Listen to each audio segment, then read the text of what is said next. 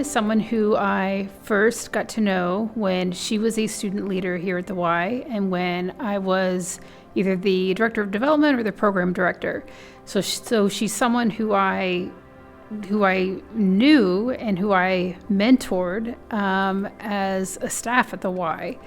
And she was one of the strongest, just most delightful students at that time. We stayed in touch over the years, and Lauren has been on a similar journey as myself, like staying and remaining committed to some form or fashion of public service and social justice work. She just embodies all the aspects of what we would hope students embrace while they're here, and has just manifested that in countless ways since. I think Lauren's greatest accomplishments to the Y, to the campus, to the community at large have definitely been, they have far exceeded what she did as a student leader. She was involved with the Board of Governors. She's been on the Board of Trustees for a number of years. She comes back regularly to campus to both visit the Y, also just talking with students, mentoring with students. She is, so that is the piece that definitely rings true for Y involvement. I think the community at large, I think about all of the work that she has done, especially when it comes to this cross-sector of public service and technology. That has been the area of work that she has been probably most dedicated and most deeply entrenched, especially over the past several years. When I nominated her at the time, she was working at Code for America, so an organization that's very well known in this space of public interest technology.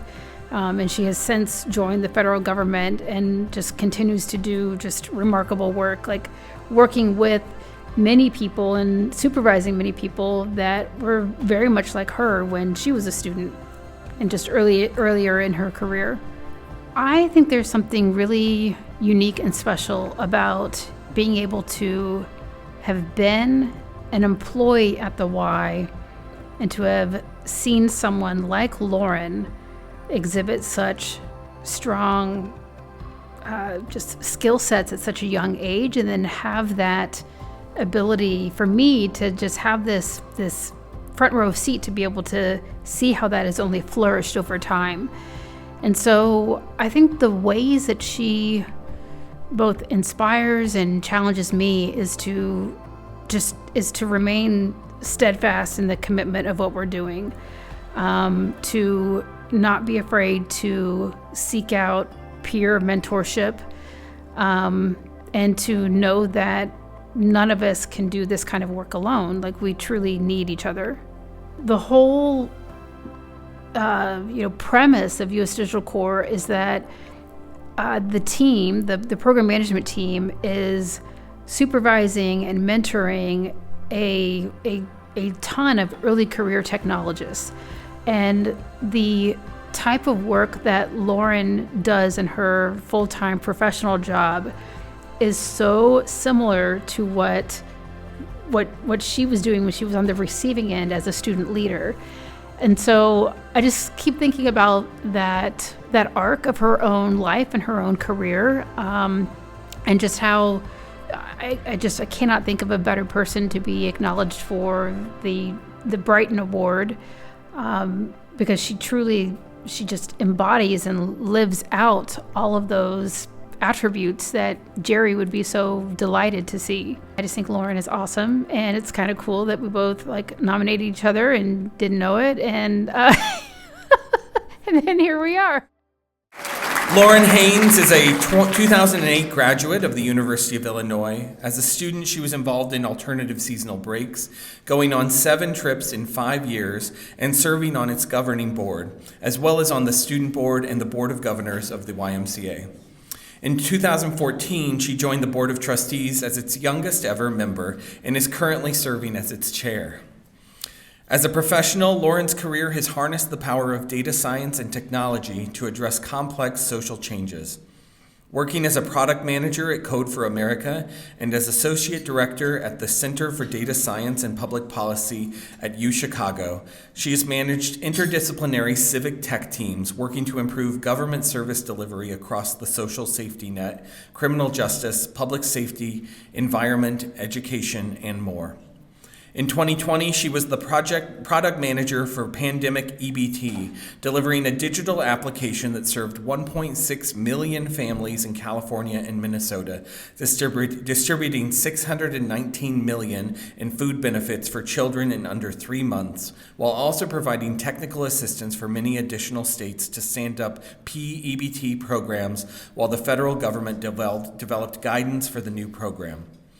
Today, she is Fellow Experience Director for the U.S. Digital Corps, supporting 120 early career technologists in roles throughout the federal government. She has retained a commitment to volunteerism and community engagement, serving in the past as the chair of Breakaway, an organization committed to developing student leadership and participating in Chiditarod, raising over $200,000 to address food insecurity in Chicago. Through her career, Lauren has shown a dedication to social impact, an ability to lead and innovate, and has made substantial contributions to her professional field and communities. She continues to exemplify the leadership qualities and attributes that the University YMCA works to instill in its students and the values of Gerald Brighton. Let's give a big round of applause to Lauren Haynes.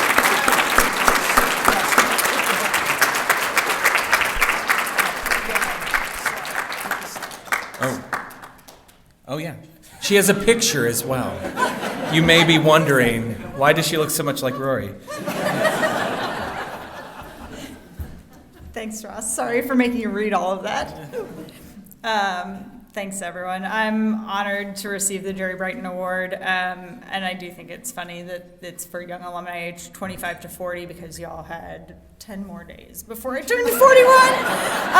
And I joke about that because I did, in getting this prepare, I was looking back through old emails of like when I joined the Y and what was happening when. And in 2006, when the Y had a little bit more of a budget crisis and we were like short on cash and figuring out how things were going to work, as a student, I was apparently helping fundraise for the Y and emailing my aunt.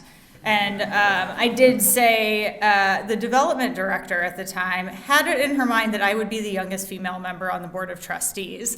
So I think that was probably Becca and not Rachel, but just the tone of it sounded more Becca. But I'm honored, and thank you to the Brighton family. I know Ann Robbins here, so thank you. One of the things that has come up today, and I think just so much synergy in what other people have said, what has happened, like other things people have said, is that the Y is home, the Y is love, it is a community. I think I like family reunion better than just family because there's usually still some opting into a family reunion, where family can be not always healthy, but you know, the Y is home, the Y is welcoming. I found the Y through ASB on Quad Day my freshman year in 2003, and the appeal of travel for volunteer service over spring break was incredibly appealing.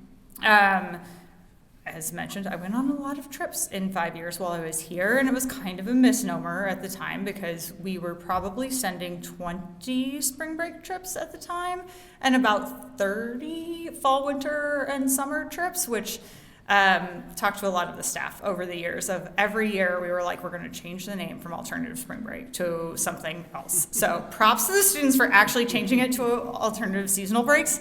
It was also something that I remember talking to Rachel about and being like, and probably Casey, of like, it is a rite of passage for the ASB board to talk about changing the name away from ASB, and that is some amount of student leadership development that, like, I don't know, one year maybe they'll actually do it, but we would often get to the end of the semester and go, well, we could change the name, but then the next board has to deal with it when we're not around, so maybe not. So in all of that, in some ways it's noble adventure to like go on a spring break trip instead of doing whatever normal spring break is. But I can safely say that like ASB trips had way more of an impact on me personally than the impact that even those of us going on trips had in the communities that we were in. The education provided, the experience was just incredibly impactful to change our worldview. I have friends that I met through ASB that I've traveled the world to see, which is pretty cool. I was thinking recently about, I was spending too much time on Instagram and learning about indigenous economies, and people were saying, well, but how does this work with bartering and what's even? And the explanation was that indigenous economies really are about gift giving. It's about giving what you can, your time, your skills, your energy. It's not about how much you can give, and reciprocity really isn't expected. It is about giving what you can in that moment, and I think that's really important. I've received so much from the Y.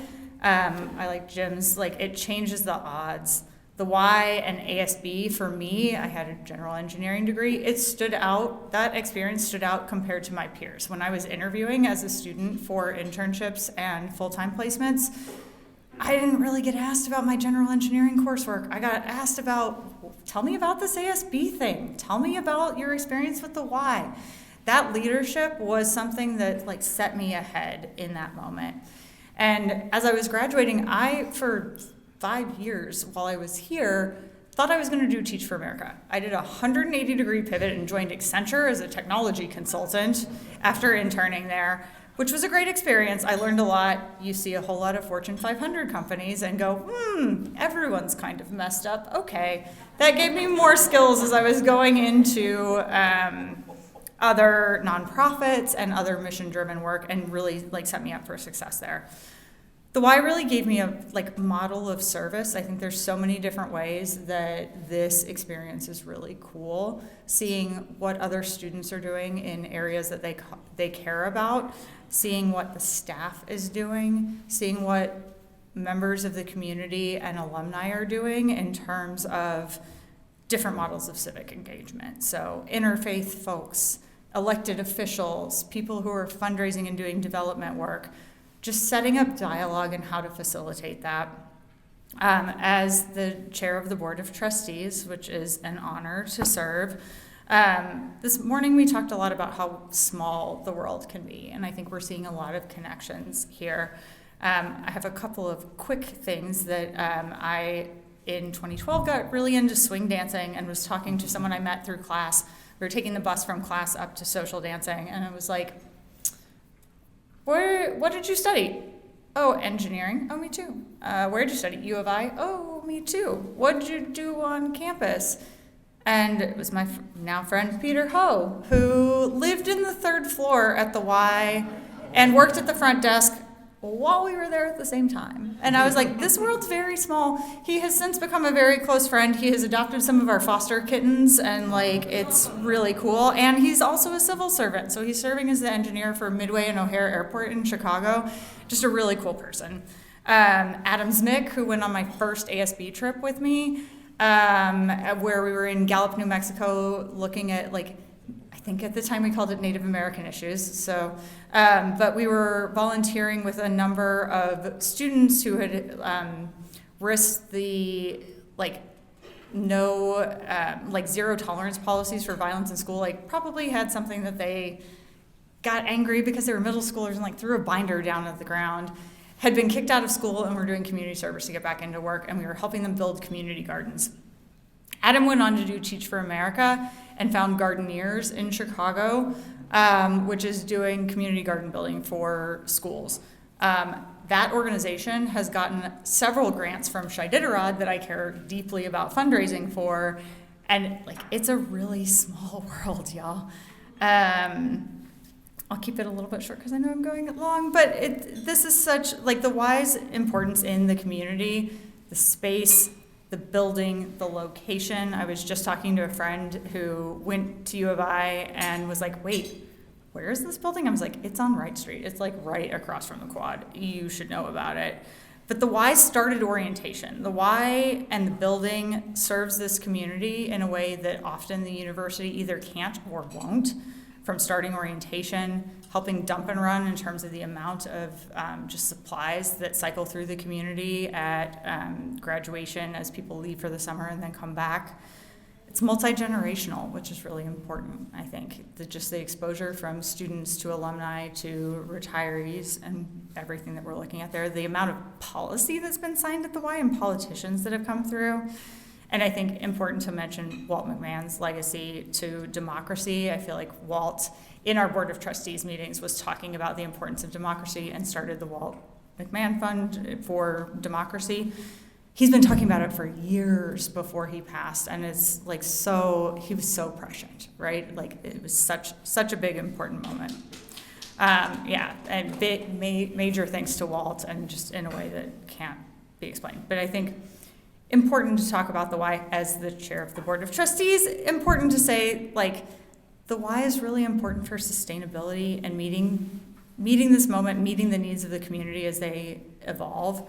We're looking at financial stability of the organization. Not to say the organization won't evolve over time. It should. We need to make sure that the organization can evolve over time. We've talked a lot in the last few weeks about staff sustainability, so well-being, growth opportunities, making sure we're really taking care of the people who are taking care of this community. Mental health in this moment is big, naming when things are hard, giving space for that. Nourishing people. Thai at the Y, I have a very special place in my heart for the vegetarian pad Thai and the seitan in it. Amazing.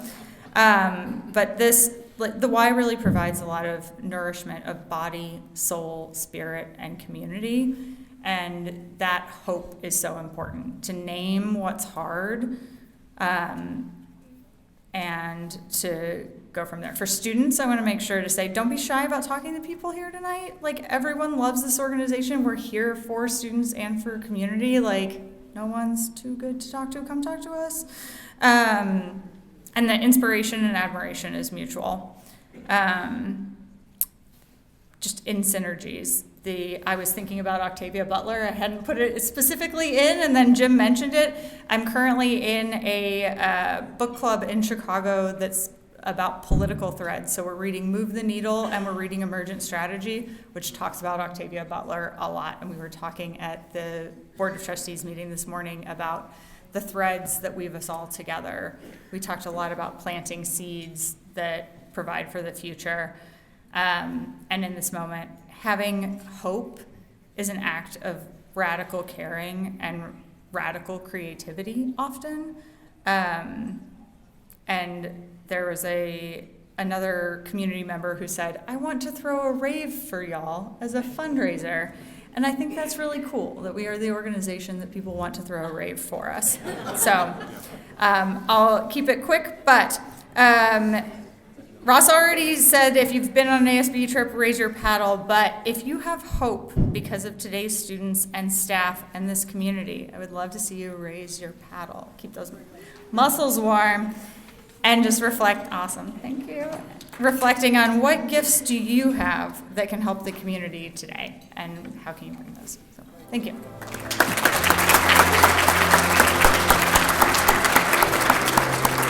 Congratulations, Lauren.